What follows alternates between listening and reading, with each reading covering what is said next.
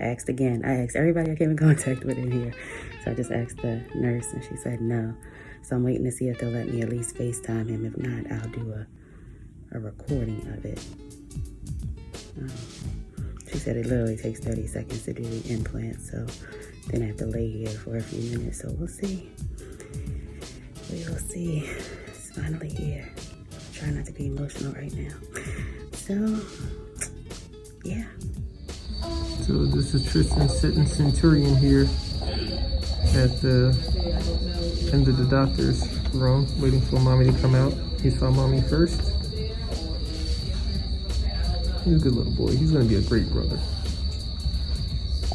If he's a kid that I believe he is, that I know he is actually, then he's gonna be a protector, he'll be a guardian.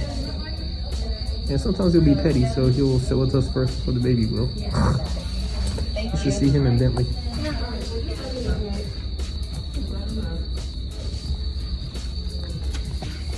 All right, so what's next?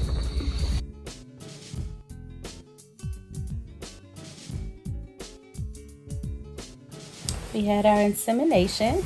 It's a 2-week wait until we find out the results. 2 long, agonizing weeks until we can find out if we're pregnant or not. I'll go back in for a blood test to be sure.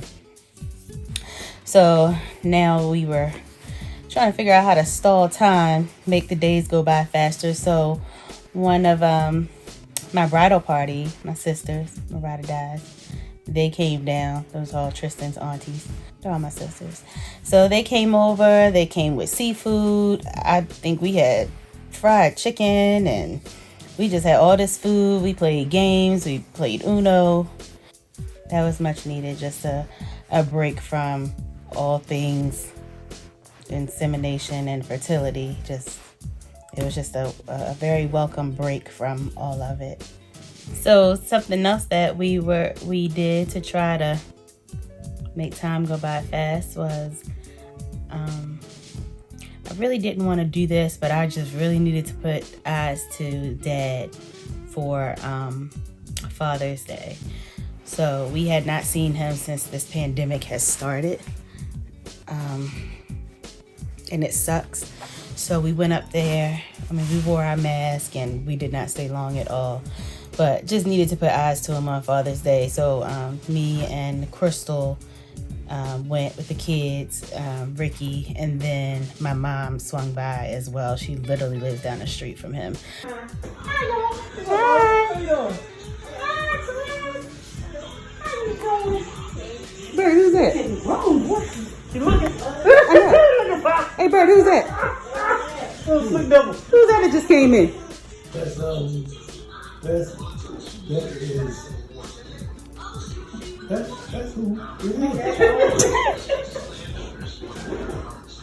That's our mother. That's your ex-wife. Jesus.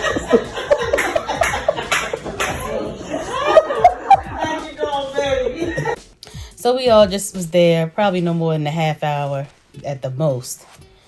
Gave him some gifts, just kind of checked in on him and left. Dad has Alzheimer's and had to make the difficult decision last year to put him into a nursing home where he would get better care, and he just seemed to have been declining quickly. And it's hard seeing him like this now, but I'm glad he's healthy and happy and safe where he is during this pandemic. The home that he's in, Unlimited Solutions, look them up. They're taking excellent care of him. Figured this was a nice addition to our baby story. Kristen is having her own private summer now. It's not even that warm in the house. Yes, we're in the house and I have the air conditioning up on 78 because it's just us. But all of a sudden she's burning up, wearing a summer dress and fanning. But never mind all the hormones she's taking for us to have child number 2. This is funny. Tris, come fan your mother. Go find me a fan. Something. My Lord. Alright, Mom's about to pass out. Everybody stay quiet. Well, she ain't gonna pass out. She's just getting hot, I guess. I guess that means the oven is on. The question is there something baking? Not that, man. Not the.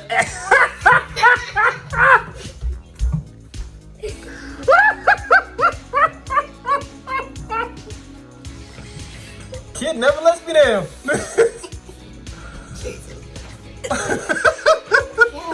I understand. He doesn't understand the nuance of that statement. Tristan, when I'm talking about mommy having a bun in the oven or the oven turned on, I mean her belly, not the actual oven.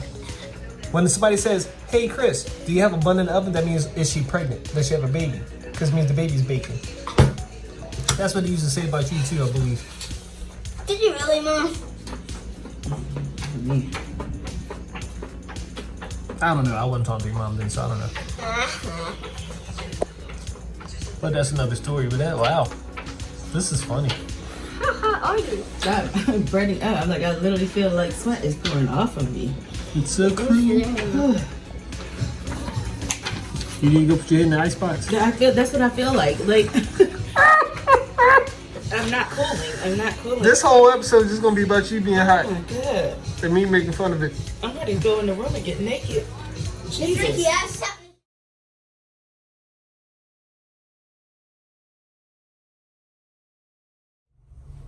So this is the day that the Lord has made, and that we have booked with Shady Grove Fertility Clinic.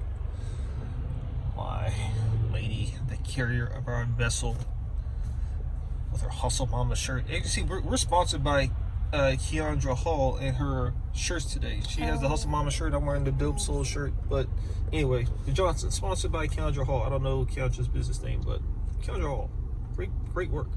Anyway, we're on our way to the hospital now to do a blood test. It's funny, after everything today is just a simple blood test, and hopefully within a few hours they will give us a call to let us know that Kristen is showing pregnancy within our blood test. So 2 weeks ago we did the insemination. There's a whole family affair. You know, as you saw, Kristen was inside the room, and Beanie and I were out in the lobby just waiting patiently. So I mean, today, you know, it's pretty much going to be in and out, but you know, just hoping everything turns out well. Either way, we'll film ourselves when the doctor calls. I kind of want to just have Kristen be by herself, but she's going to react either way, and I'm, you know, in the quarantine. I'm going to be in the house, so I guess we're going to find out at the same time. Anything you want to say? You feeling alright? I'm a little nervous.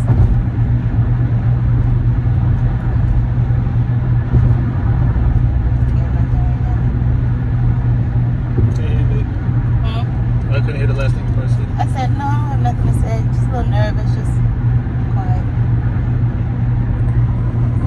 So, keep us lifted. Hopefully good returns.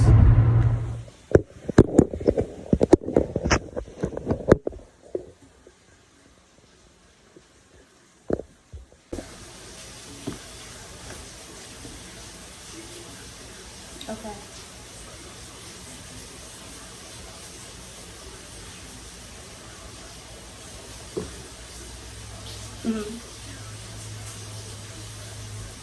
Okay.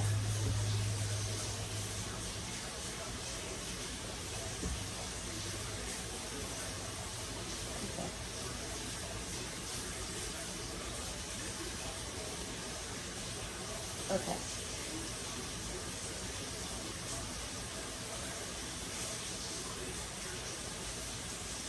My friend? What did they say?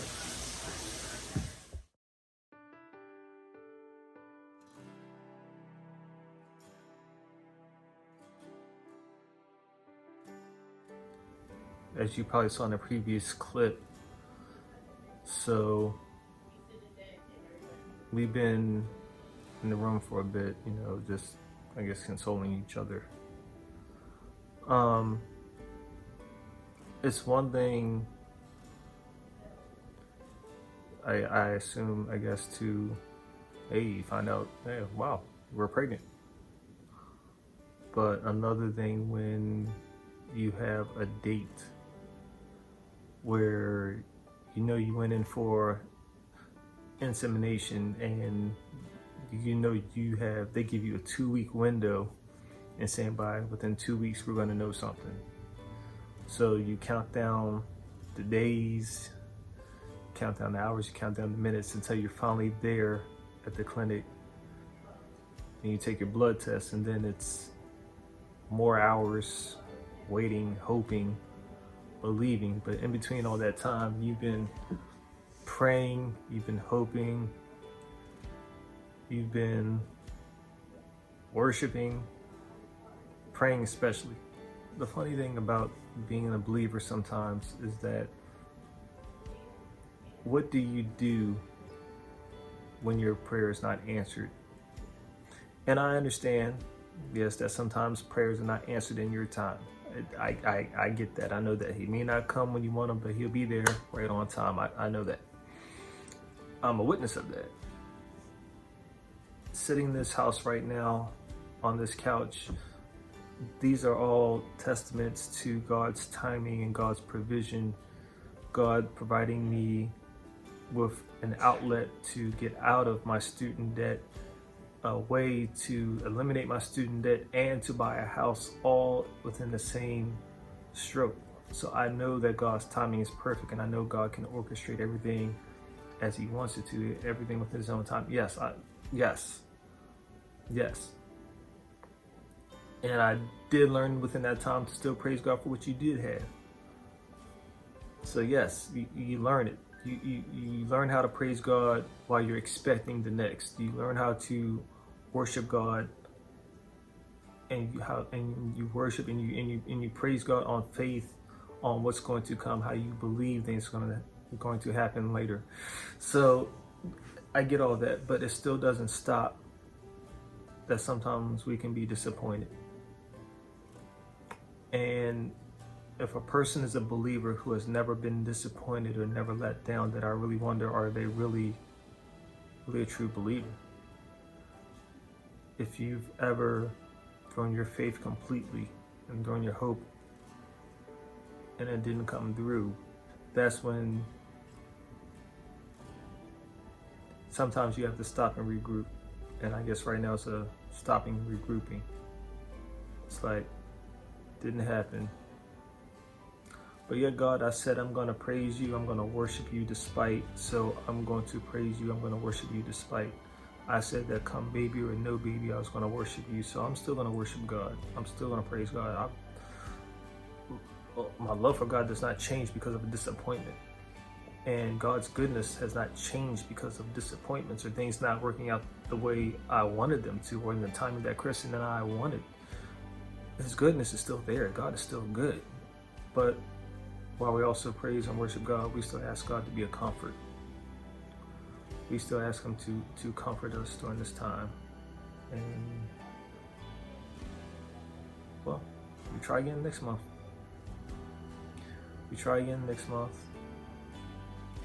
Hopefully it works then. If it doesn't, try again the month after that.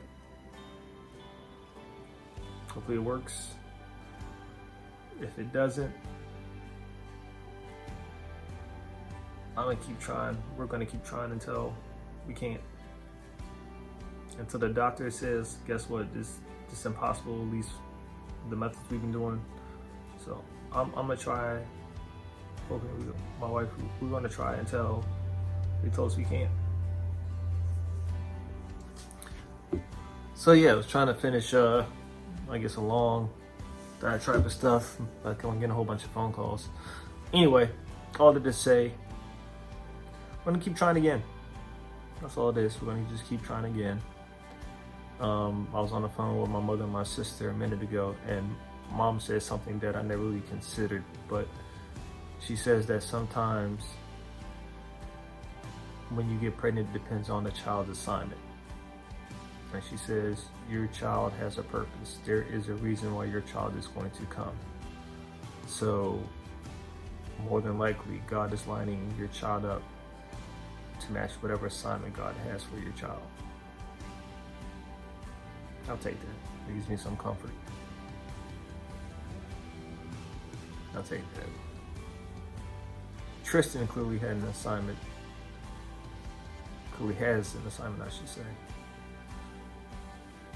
It's funny because remember one time before Kris and I hooked up, my mother said that she should have had a 4-year-old grandchild by now. I'm talking to Eric and I. And it's funny because when Kristen and I really became a couple, Tris was turning 4. She called that one. She prayed for that boy. She didn't know who it was, but she prayed for it. So, if you're the girl first, I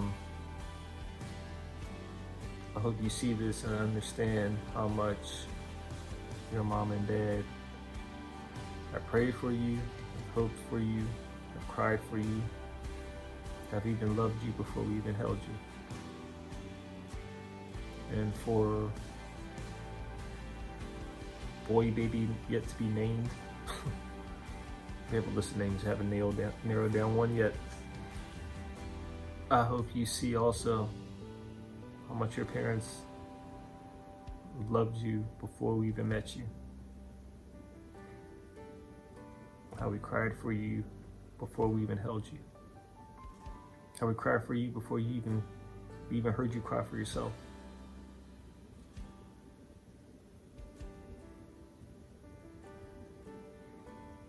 We're gonna be all right.